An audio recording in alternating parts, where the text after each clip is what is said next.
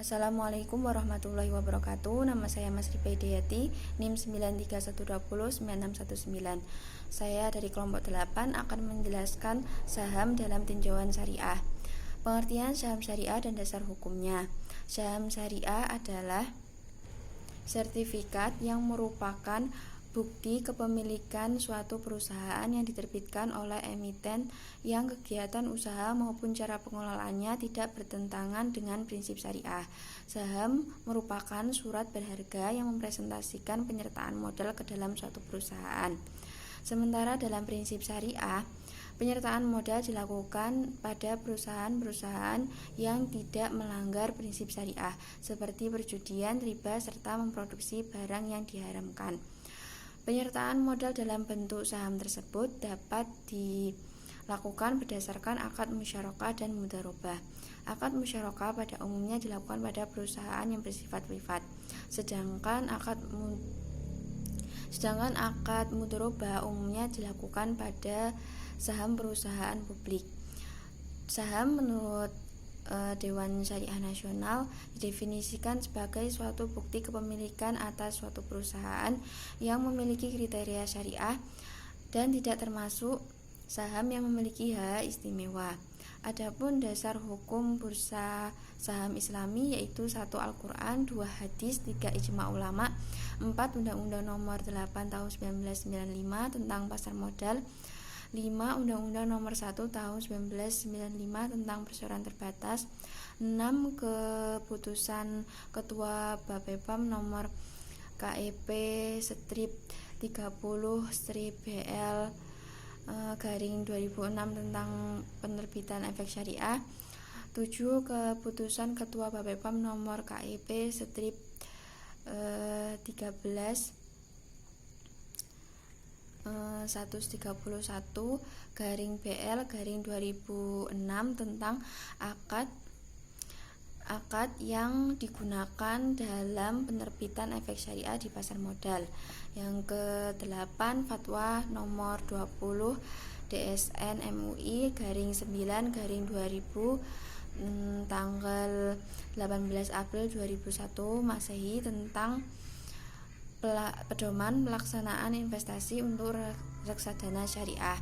Yang ke-9 Fatwa DSN Nomor 40 DSN MUI garing 9 garing 2003 tentang pasar modal syariah, adanya fatwa-fatwa. Kemudian pandangan ulama tentang jual beli saham. Para ahli fikih kontemporer sepakat bahwa haram hukumnya memperdagangkan saham di pasar modal dan perusahaan yang bergerak di bidang usaha yang haram.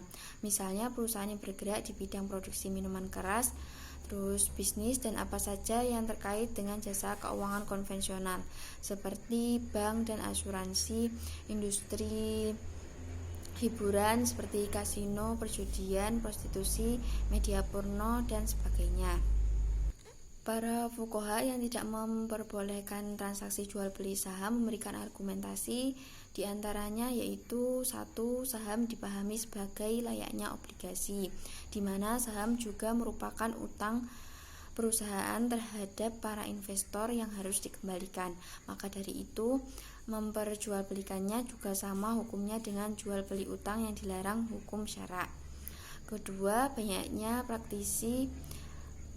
praktik jual beli najasi di bursa efek.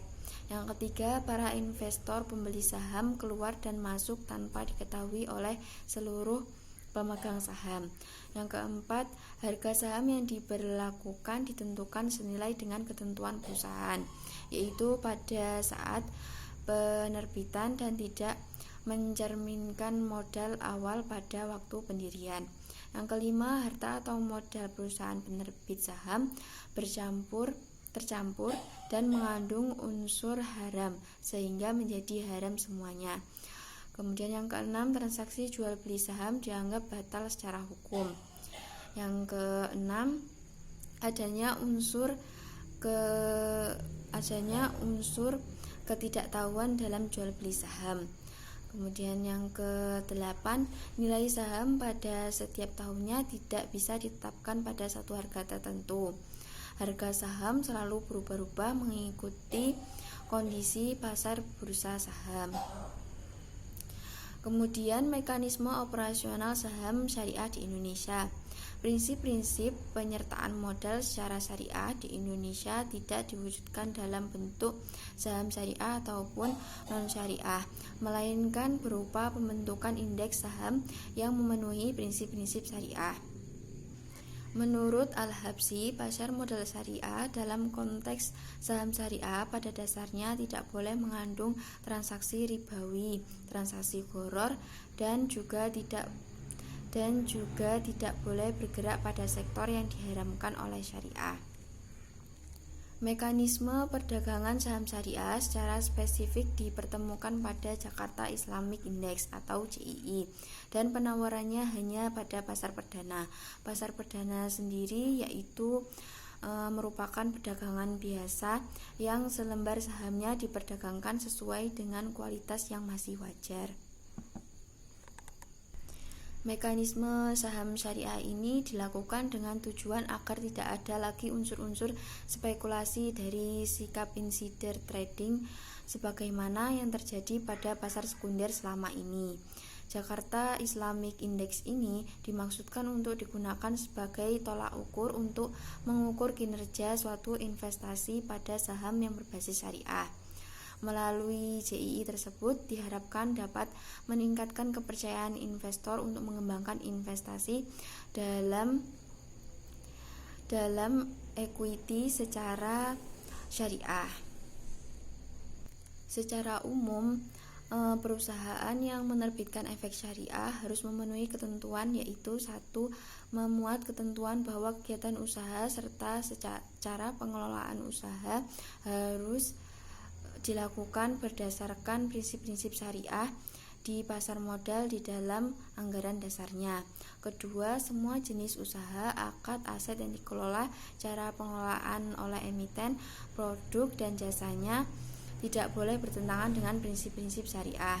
Yang ketiga, emiten dan perusahaan publik tersebut memiliki anggota direksi dan komisaris yang mengerti dan paham mengenai kegiatan-kegiatan yang bertentangan dan tidak bertentangan dengan prinsip syariah.